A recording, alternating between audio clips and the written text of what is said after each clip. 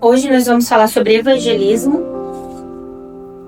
E eu confesso para vocês que nesse momento da igreja talvez seja um tema difícil, porque nós não temos a intenção de crescer. E infelizmente em muitos lugares se associa o evangelismo com o crescimento do número de membros da igreja. E a gente precisa desassociar isso, compreender a diferença disso, tá?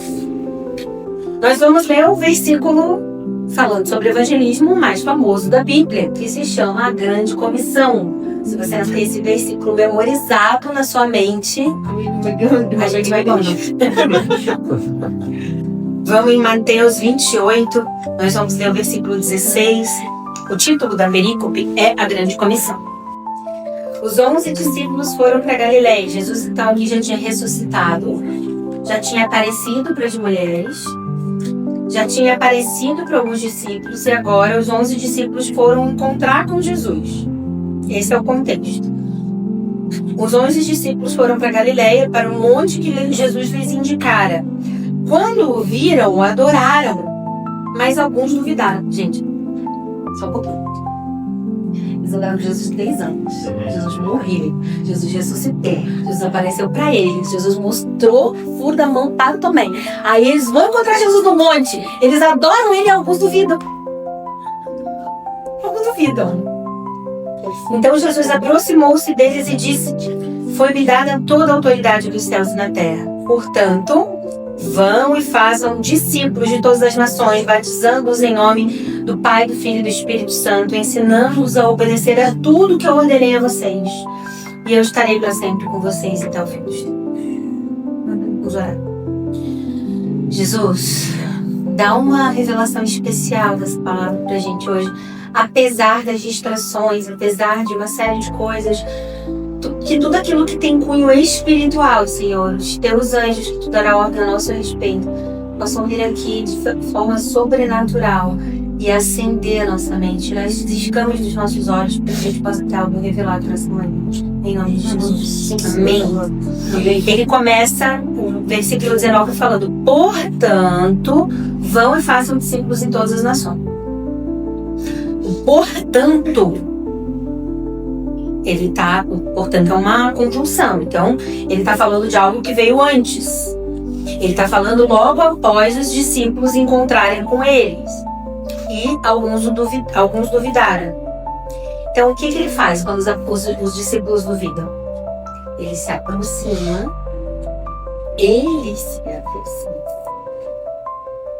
E aí fala: me foi dada toda a autoridade. Então, vamos entender o que está acontecendo aqui. Eles duvidaram. Será que Jesus... Ele não falou assim: óbvio, vão. E nem falou: vocês que duvidaram, fiquem, os outros vão. Ele se aproxima, revelando que ele havia ressuscitado. Sou eu mesmo, eu ressuscitei. Portanto, por causa disso me foi dada toda a autoridade. Por conta dessa autoridade que me foi dada, vão e façam discípulos de todas as nações. A partir dessa autoridade dada e do reconhecimento da proximidade com Jesus, é que é possível fazer discípulos em todas as nações, todos os povos, todas as outras coisas. Fazer discípulo requer aproximação, convivência. Fazer discípulo não é uma doutrina, não é ensinar uma apostila, embora os materiais possam nos ajudar. Não é isso. Você pode ser um grande teólogo e não ser um discípulo. Pode acontecer. O discipulado requer proximidade. Requer que você se aproxime das pessoas. A gente tem inúmeras igrejas no Brasil, nos Estados Unidos também, em alguns outros lugares também, cheias de gente vazia, que não é discípulo, que frequentam um culto, que servem, que estão ali com o coração muito genuíno, mas não sabem o que é ser discípulo. Porque ser discípulo requer aproximação de Cristo. Como que eu me aproximo de Cristo? Como? Tô falando só espiritualmente. Fechando esse tema dos fundamentos. Como que eu me aproximo de quem Jesus é? Quem que Jesus é? Nós não somos o corpo. Então, o discipulado requer a aproximação do corpo de Cristo. Para eu ser discípulo, eu preciso estar próximo das pessoas. E é isso que Satanás quer tirar. Então, ele coloca uma série de liturgias. As pessoas estão junto para seguir um roteiro de um GP. Elas estão junto para prestar culto. Elas estão junto para fazer alguma coisa. Mas não só para estar junto, manifestando quem o Senhor é. Satanás sempre quer roubar isso. Todo o resto não se importa, vai, faz. Ele quer roubar isso. Porque isso transforma seguidores em discípulos. O chamado do discipulado é um chamado... Por que ele quer proximidade? Porque o chamado do discipulado é um chamado de cruz. Seguir Jesus. Onde Jesus foi parar? Na cruz. Ressuscitou, mas foi parar na cruz. Se você segue o cristianismo, você está seguindo uma excelente filosofia de vida. É uma boa filosofia de vida. Mas se você quer ser discípulo, você vai precisar seguir a cruz de Cristo.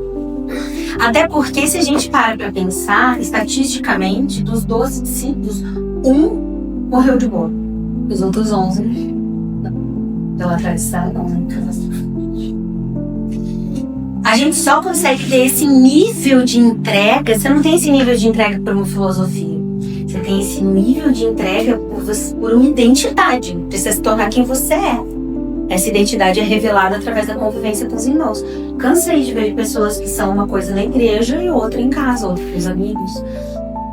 Você precisa estar num ambiente onde você pode manifestar os seus defeitos para ser corrigido por um irmão. Não por um irmão que quer ser superior a você, mas por um irmão que está tão interessado em manifestar com você a glória de quem Cristo é, que ele te exorta porque te ama e vai estar junto com você. Não porque, isso aqui, supra-suma. Quando a gente vive o evangelho centralizado nas nossas vontades, então, é interessante, né? Porque até tem pessoas que oram, Senhor, me transforma. Há pessoas que caem orando, me transforma, fazer o jejum, oração, me transforma, me transforma, me transforma. O que Deus faz? Quando a pessoa está dormindo, ela recebe o dom da transformação, ela acorda diferente, não é isso? Batiza assim, né? Batiza assim, vai, corre, sai pescando, tem uma coisa que... O que ele faz? Ele traz circunstâncias para vocês serem transformados, não é isso?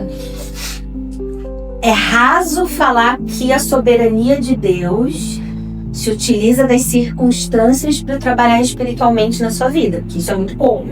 Mas ele também utiliza das circunstâncias para trabalhar na sua vida. E essas circunstâncias são o quê? São uma topada que você dá, são o quê? Geralmente são circunstâncias com as pessoas, outras pessoas, né?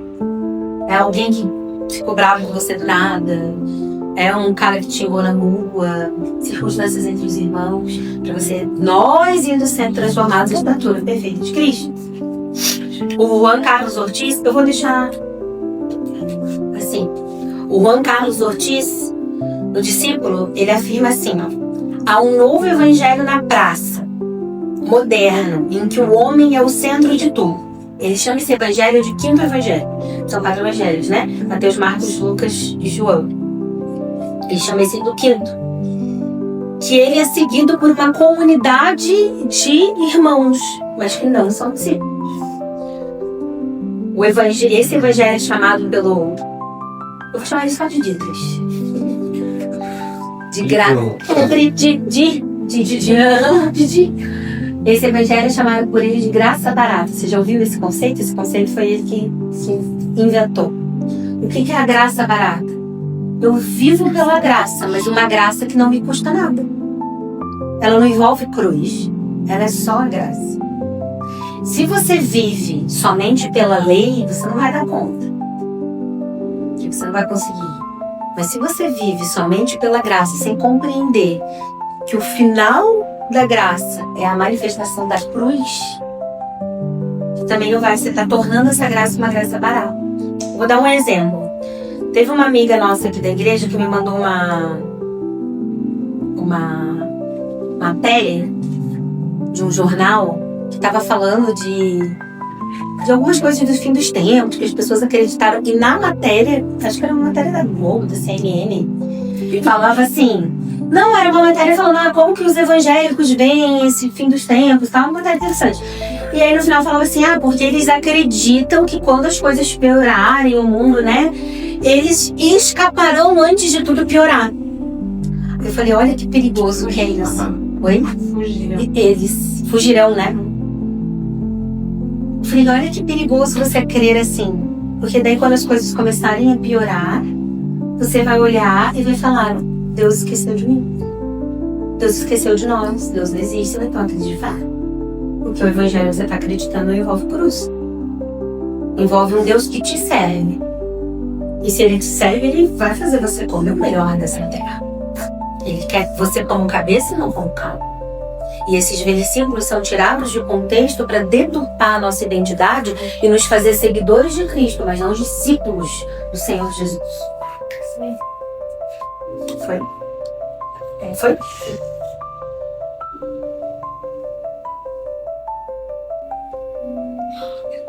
Abre o menino Lucas.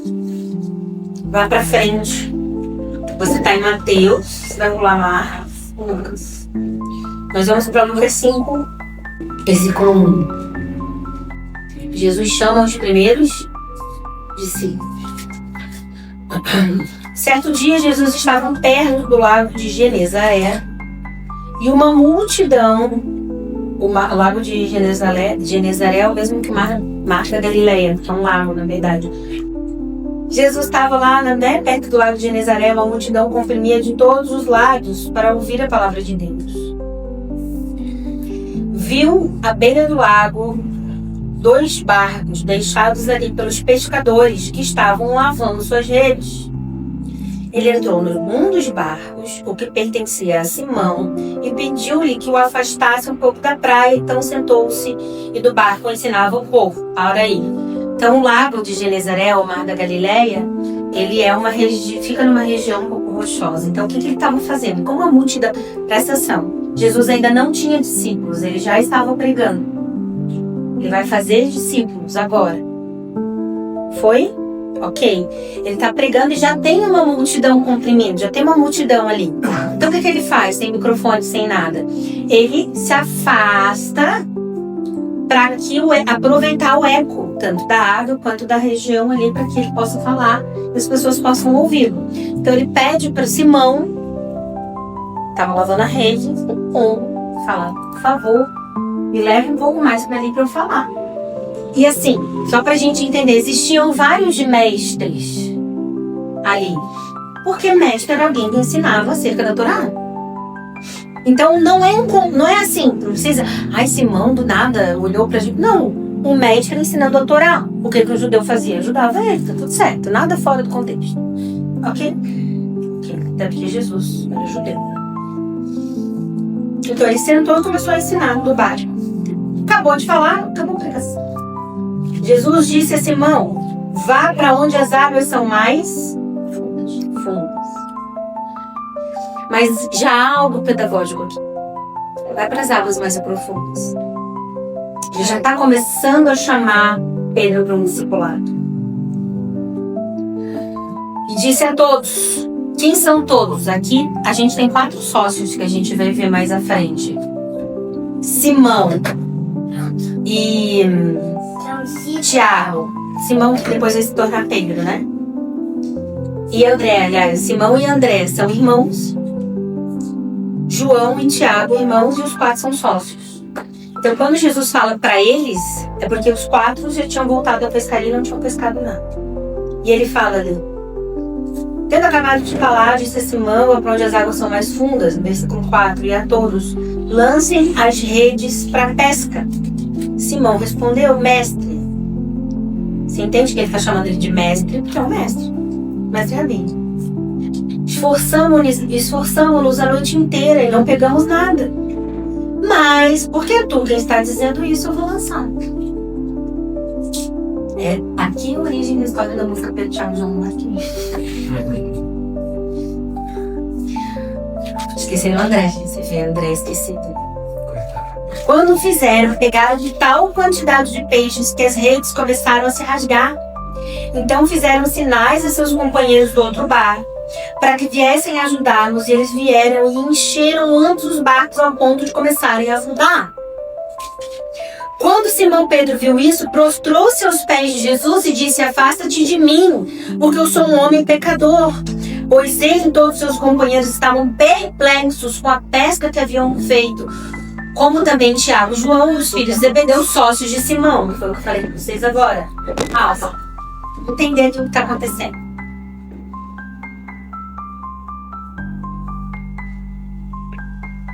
Jesus pregou, terminou de pregar, ali no barquinho, falou: agora foi mais profundo.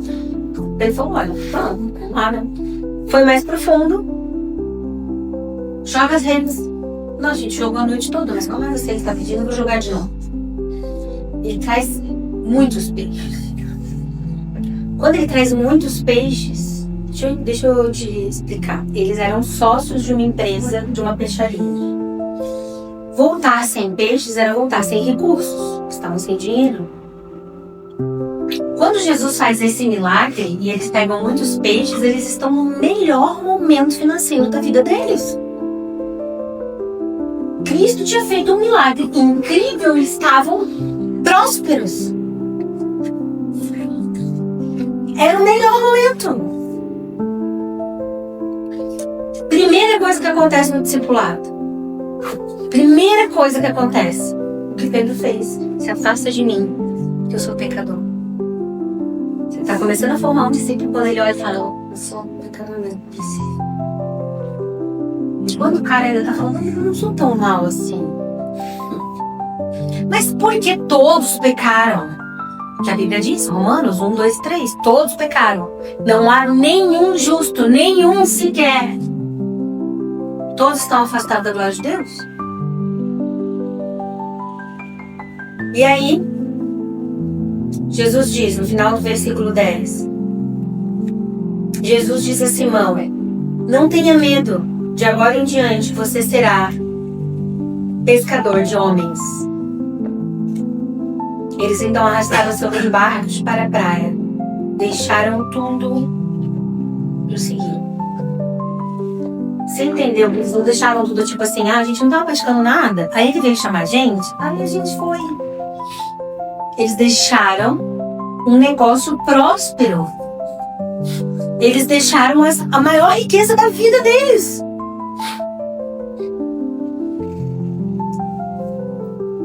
Hernandes Dias Lopes diz que todo barco, aliás, todo um púlpito é um barco de pesca. Porque ali ele já estava pedagogicamente ensinando a Pedro. Sabe esse monte de peixe que você está pescando? Eu vou te fazer pescador de homens. Entenda. Se antes eles lançavam, se esforçavam e não alcançavam, agora sem esforço virão muitos. Você entende que ele também está falando da graça, da nova revelação? Se antes pela lei havia muito esforço e pouco se tinha, agora através de mim, da graça, virão muitos novos seguidores. Jesus está pedagogicamente se revelando aqui.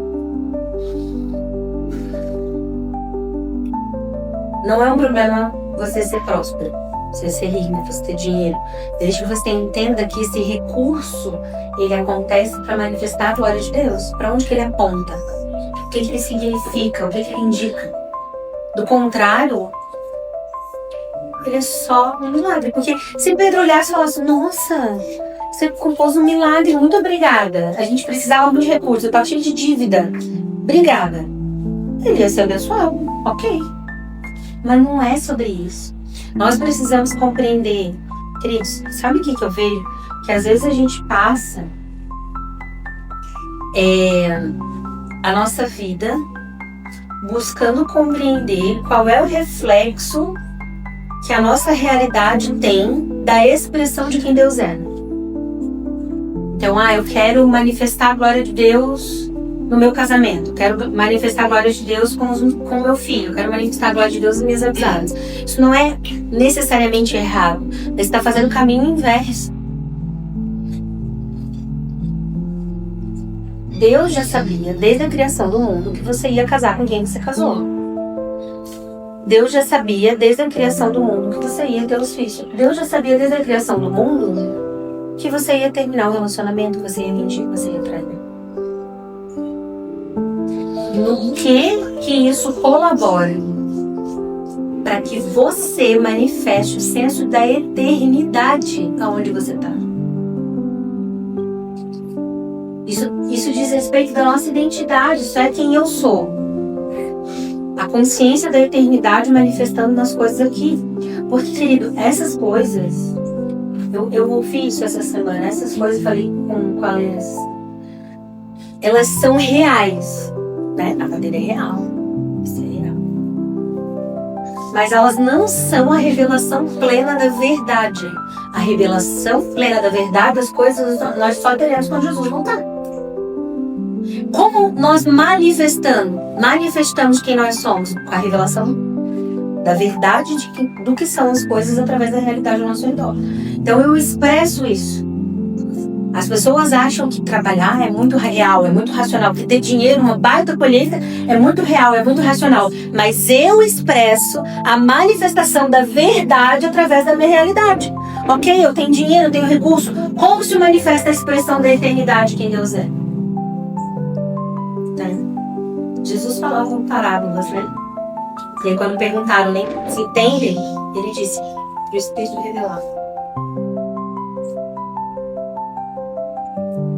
O nosso chamado, quando a gente fala de evangelismo ou de discipulado, ele é um chamado para mudança de mentalidade. Romanos 12:2, versículo chave da minha vida, né? Não se conformem com os valores e com o modelo desse mundo, mas seja transformado pela renovação da sua mente, para que você conheça a boa, agradável e perfeita vontade de Deus. Sabe o que é interessante? Lá em Gênesis, se você for ler Gênesis 3, a história da queda do homem, do pecado. Quando Eva, ou a mulher, ela olha para o fruto, ela vê que o fruto é bom e agradável. É agradável aos olhos e bom para se comer. Em Romanos 12:2 diz que a gente vai conhecer a boa, agradável e perfeita. A gente precisa mudar a nossa mentalidade. E essa mudança de mentalidade precisa vir na expressão com que a gente evangeliza.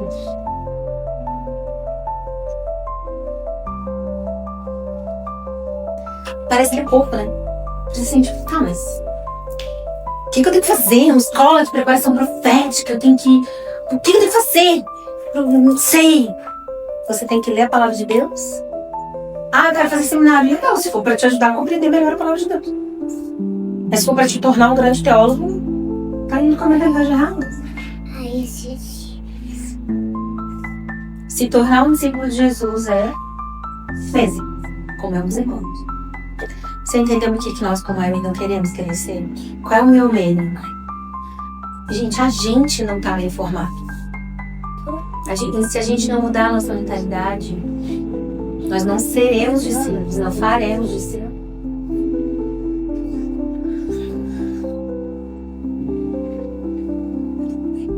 Essa renúncia de tudo que temos, ela custa tudo, é o custo bem discipulado. Discipulado custa tudo. Custa o amor pelos seus filhos, custa o teu tempo, custa o teu egoísmo, porque é tão mais gostoso ficar em casa, tendo a sua segurança com as pessoas que você conhece, gosta, o seu dinheiro, as suas coisas. Custa tudo. Mas o discipulado, ele envolve um fator fundamental. Você abre mão de todas essas coisas com alegria. Porque uma vez que você entendeu que Jesus fez por você, nenhum peixe, nenhuma bênção que Deus tenha te dado é maior que a revelação do Cristo na tua frente. Eu imagino Pedro. Você entende que o judeu estuda muito mais do que nós. Pedro estava acostumado a ver os mestres. talvez ele, um rude pescador, tava assim, quem sou eu? Eu sou um rude pescador. Esse cara aqui, mestre, ele é o mestre da lei, ele tá aqui ensinando, ele tá me pedindo pra jogar, tá bom, vou jogar. Quando ele vê aquilo ali, ele vê que não é natural. Só que ele não se concentra na quantidade de peixes, ele olha para Cristo. Eu quero dizer, o que eu preciso? Eu quero te seguir. Sabe o que a gente tem na nossa nação? Pastores, que Jesus está dando colheitas, e estão olhando para as colheitas e falando, uau, olha quantos eu pesquei. Esquecendo de olhar para o Cristo da cruz. Meu irmão, deixa eu te falar, nosso maior medo deve ser se encontrar com Jesus e ele olhar pra gente e falar, eu não te conheço. Vai ter muitos. A nossa alegria é saber que nós estamos indo na contramão do mundo. Se o que você fala causa estranheza, se a pessoa, você só fala assim, tá, mas como é que você vive Jesus? Eu vivo Jesus no meu cotidiano, no meu trabalho. É isso. Não tem, sei lá, um negócio, uma conferência. Quando você olha, eu lembro que eu falei isso para uma pessoa que eu não vou falar, eu não vou contar. Eu tava conversando com ela e eu falei assim, você parou para pensar que Deus tinha ira? Se fosse por nós, ele nos destruiria, porque a gente é pecador. E Jesus aplacou essa ira. Ela olhou pra mim e falou, tá amarrado, irmão Jesus. Eu falei, por quê? Ela, não, Deus não me odeia. Deus me ama. Eu falei, não, mas ele só te ama por causa de Jesus. Você tem que ser grato. Jesus, muito obrigado, você morreu por mim. Se não fosse você, eu não conseguiria chegar até Deus. Não. Sim, Jesus é muito importante, mas o meu Deus é um Deus de amor. Falei, mas se você não entende que o amor de Deus, ele é um amor tão forte que deu o seu filho para aplacar a sua própria ira, você está barateando o amor e a graça. Ela olhou para mim e falou assim, esse evangelho que você está vivendo é um evangelho deturpado. E como que a gente verificava os frutos? E qual é o fruto? É o dinheiro? São os peixes? É o martírio. Manso e humilde. Manso e humilde também é o que vira as mesas no templo. Isso também é manso e humilde. A gente precisa entender quando a palavra de Deus fala pra gente anunciar as boas novas do Evangelho. O que é anunciar as boas novas? Uma boa nova, uma boa notícia. É trazer uma boa notícia para o Gustavo, trazer uma boa notícia para a Lena, trazer uma boa notícia. Que boa notícia é essa? Qual é essa boa notícia? Gleice, eu tenho uma excelente notícia para te dar. A gente ia morrer. Todo mundo. Mas Jesus morreu por nós. E a excelente notícia é que ele já morreu, já ressuscitou e agora a gente pode viver. Entendeu? É uma notícia boa. É isso que significa anúncio das boas novas.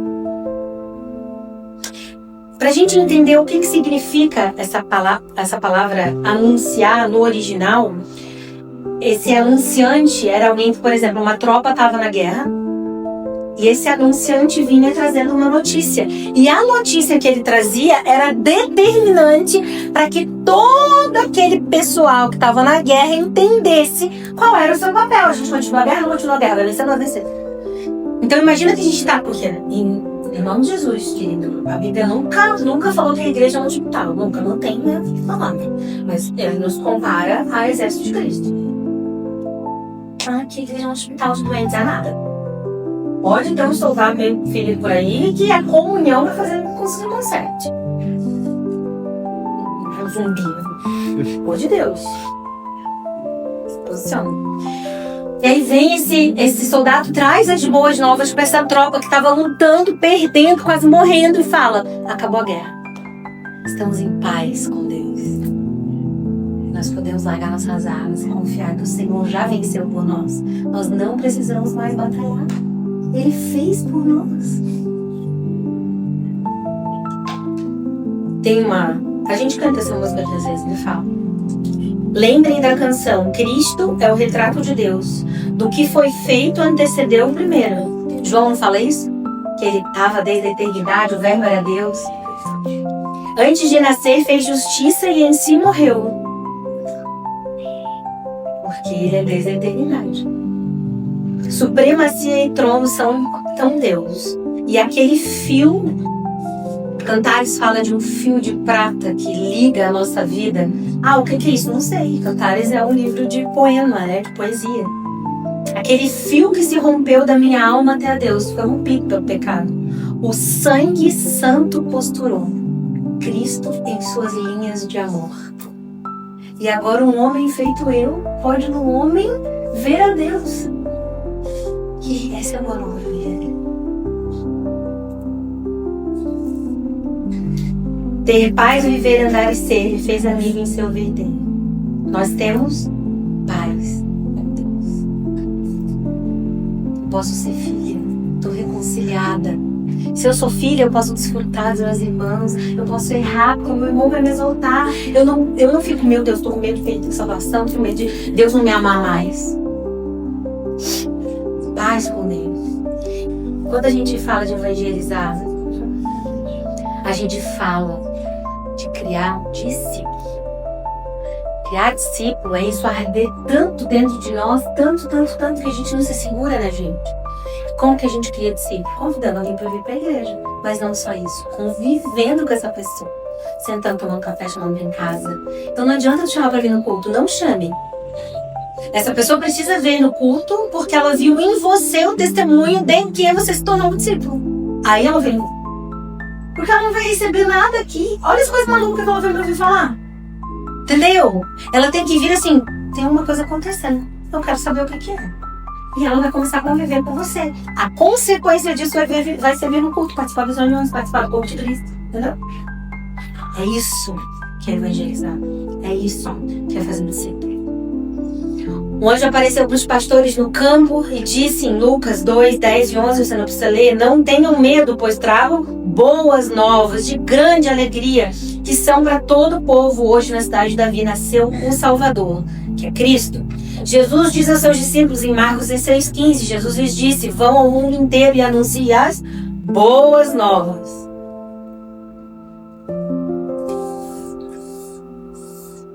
O Evangelho é uma boa nova. Isaías profetiza sobre quem inaugurará o tempo de evangelização e de proclamação das boas novas. Isaías, muito antes de Cristo. 600 anos mais ou menos. Quando Jesus vai a Nazaré, ele entra no templo e lê um trecho de Isaías na sinagoga. Como quem diz assim. Tá falando de mim? Por isso que o que aconteceu em Nazaré? Expulsaram Jesus, bateram nele, queriam matar ele. Quem que é esse que está querendo dizer que cumpre as profecias de Isaías? E o que ele diz? Você vai continuar em Lucas 48, diz Lucas 4. É na mesma página que você está, só que para trás. 18 e 19. Ele fala ali, Jesus abre, volta um. Foi entregue o livro do profeta Isaías, abriu e encontrou um lugar onde está escrito: o Espírito do Senhor está sobre mim, porque Ele me ungiu para pregar as boas novas aos pobres. Ele me enviou para proclamar liberdade aos presos, recuperação da vista aos cegos, para libertar os oprimidos e proclamar o ano da graça do Senhor. Esse ano, a palavra ano aqui, on, significa o tempo da graça do Senhor. Proclamar esse novo tempo que chegou. O que ele diz? O Espírito me ungiu para levar as boas novas aos pobres de espírito, como ele mesmo diz no Sermão do Monte. Me enviou para proclamar a liberdade aos presos, prisioneiros espirituais, prisioneiros da doutrina vã. Recuperação da vista aos cegos espirituais, como a palavra menciona, para libertar os oprimidos e proclamar o tempo do favor do Senhor. Vai lá comigo em Isaías. Nós vamos finalizar lendo Isaías. Isaías 61. O ano da bondade do Senhor. Na verdade, a palavra Lion, o tempo da bondade do Senhor. O Espírito do soberano Senhor está sobre mim. Isaías está profetizando. Porque o Senhor me ungiu para levar as boas notícias aos pobres. Enviou-me para cuidar dos que estão com o coração quebrantado, a anunciar liberdade aos cativos e libertação das trevas aos prisioneiros, para proclamar o tempo da bondade do Senhor, o dia da vingança do nosso Deus, para consolar os que andam tristes. Você foi chamado para consolar aqui. A dar a todos que choram em Sião uma bela coroa ao invés de cinzas, óleo de alegria ao invés de pranto, um manto de louvor ao invés de espírito deprimido. Eles, vocês, nós, serão chamados carvalhos de justiça, plantio do Senhor, para a manifestação da sua glória. É isso que Deus tem que dizer sobre você. Eles reconstruirão as velhas ruínas e restaurarão os antigos escombros, renovarão as cidades arruinadas que têm sido devastadas de geração em geração. Você foi chamado para ser cura onde você estiver. Você foi chamado para trazer novidade, boas novas, onde quer que você esteja plantado. E é por isso que Satanás tem tentado deturpar sua identidade. Vamos continuar. 5. Gente de fora vai pastorear os rebanhos de vocês. Estrangeiros trabalharão em seus campos e em vinhas. Todo mundo que chegar perto de você vai ser abençoado. Vocês serão chamados sacerdotes do Senhor, ministro do nosso Deus. Vocês se alimentarão das riquezas das nações e do que era o orgulho delas. Vocês se orgulharão. Tudo que está sendo produzido no mundo hoje é para você desfrutar no templo do Senhor. Em lugar da vergonha que sofreu, o meu povo receberá a porção dupla em vez de humilhação, se regozijará em sua herança, pois herdará a porção dupla em sua terra e terá alegria eterna. São promessas para a eternidade. Porque eu, Senhor, amo a justiça e odeio o roubo e toda a maldade. Em minha fidelidade, não é na sua fidelidade, é na fidelidade do Senhor. Eu os recompensarei e com eles farei aliança eterna. Seus descendentes serão conhecidos entre as nações. Coloca a mão em cima do seu filho. Seus descendentes serão conhecidos entre as nações e seus filhos entre os povos. Todos que os virem reconhecerão que eles são um povo abençoado, Senhor. Vão olhar para o seu filho e vão falar: abençoado, Senhor. Vai reconhecer. É grande o meu prazer no Senhor. Regozija-se a minha alma em meu Deus, pois Ele me vestiu com vestes de salvação e sobre mim pôs um manto da justiça. Qual um noivo que adorna a cabeça como um sacerdote, qual a noiva que se enfeita com glórias. Porque assim como a terra faz brotar a planta e o jardim faz germinar a semente, assim o soberano Senhor fará nascer a justiça e o louvor diante de todas as nações. Para isso que o Senhor te chama. Carvalho de justiça. Isso é ser recebido. Essa alegria, essa identidade que a gente tem.